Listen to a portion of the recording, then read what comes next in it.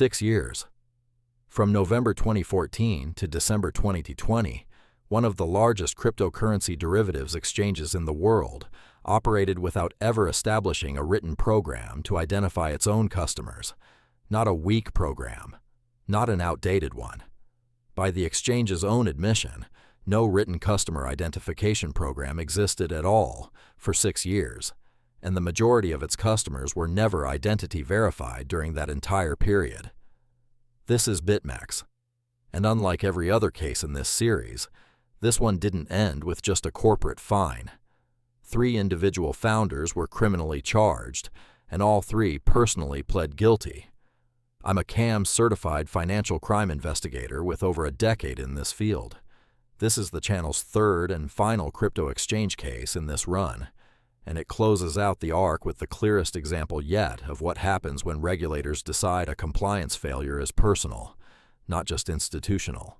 BitMEX, legally a group of entities operating under the names HDR Global Trading and 100X Group, launched in 2014 as a platform for trading cryptocurrency derivatives, instruments that let customers speculate on crypto prices without holding the underlying asset.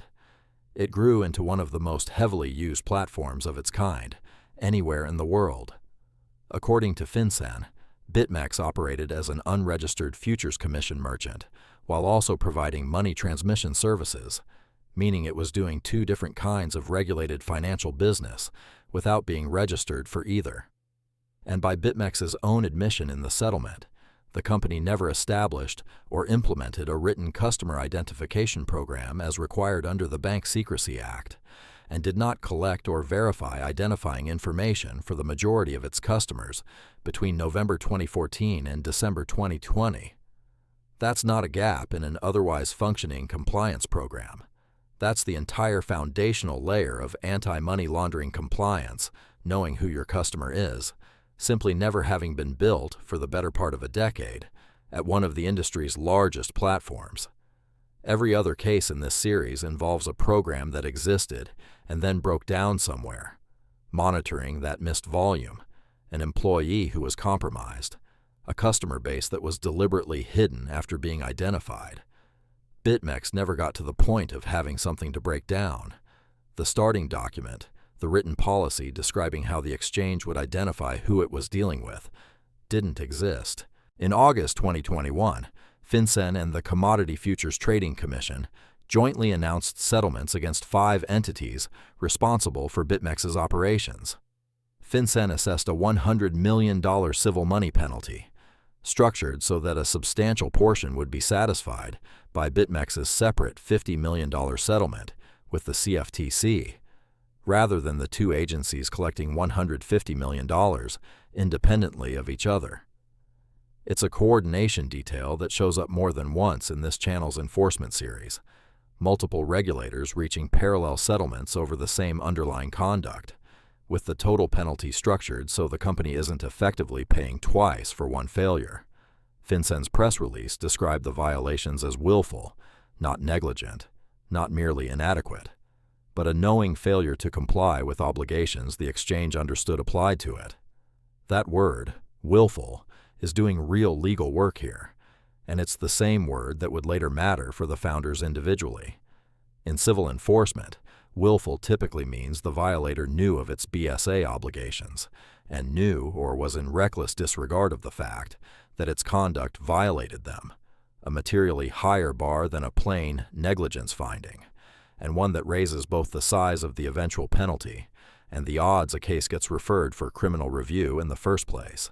This is where BitMEX's case becomes the first in this series, where the government moved past the corporate entity and went after the individuals who ran it. The Department of Justice separately indicted BitMEX's founders and chief executives, Arthur Hayes, Benjamin Delo, and Samuel Reed, for violating the Bank Secrecy Act personally, not just as officers of a company that violated it.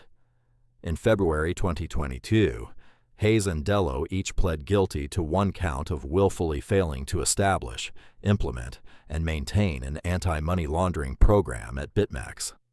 The following month, Reed pled guilty to the same charge. Each of the 3 founders personally agreed to pay a criminal fine. reported at $10 million per founder, representing the pecuniary gain each was found to have derived from the underlying conduct. The sentences that followed were lighter than the fines. Hayes received 6 months of home detention and 2 years of probation. Delo received probation and no prison time. All three remained personally liable for the fines, regardless of the sentence each received, a detail worth sitting with. The money didn't go away just because prison time did. Every case in this series up to now has resolved primarily as a corporate penalty. A company pays a fine, sometimes accepts a monitor, and the individuals involved face consequences only when they were the ones actively defrauding the institution, like the bribed TD Bank employees or KuCoin's structural concealment. BitMEX is different because the founders weren't accused of defrauding their own company or bribing anyone. They were personally charged for the compliance failure itself, for the absence of a program that, as the company's own chief executives, it was their responsibility to ensure existed. That's a meaningfully different theory of liability, and it's one worth understanding if you sit in a leadership role at a regulated financial business. A CEO or founder doesn't need to be the one falsifying records or taking a bribe to end up personally charged. Willfully allowing a required compliance program to simply not exist for years at a company you run is enough on its own. It's also worth noticing what the personal consequences actually were once they arrived. $10 million is a real number, but it's a fraction of what the corporate entities paid, and none of the three founders received anything close to a lengthy prison sentence, probation for 2 of them, 6 months of home detention for the third. The individual accountability in this case was real, but it was calibrated well below what a first-time violent or drug offense of comparable dollar value would typically draw in federal court.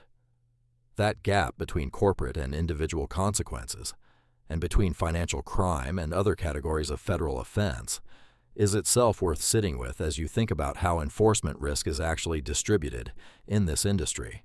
If you're a founder, CEO, or senior executive at a regulated financial business, bank, MSB, or crypto exchange, BitMEX's case is the one that should change how you think about your own personal exposure, separate from the company's. The test worth running is simple. Could a regulator credibly argue that a foundational compliance obligation, not a marginal one, but a foundational one like customer identification, simply doesn't exist at your company, and that you knew or should have known that? If the honest answer is close to yes, that's not a gap an independent program review should wait to find.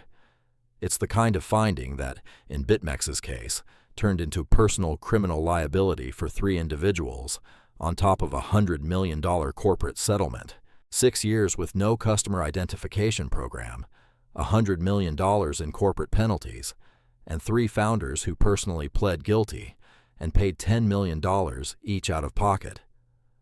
BitMEX's case is the clearest reminder in this series that the company and the people running it are not always the same defendant, and regulators are increasingly willing to treat them as separate targets. I'm a CAM-certified financial crime investigator with over 12 years in this field, and I built 4th pillar compliance to test exactly these gaps: program reviews, red flag testing, and interim BSA-officer support, built around the failure points that actually show up in real enforcement actions like this one. I left the same free red flags checklist in the description. If you want to understand how these cases actually get built, not the headline, the mechanics, subscribe. Educational only, not legal advice. Everything here from public court filings and regulator press releases.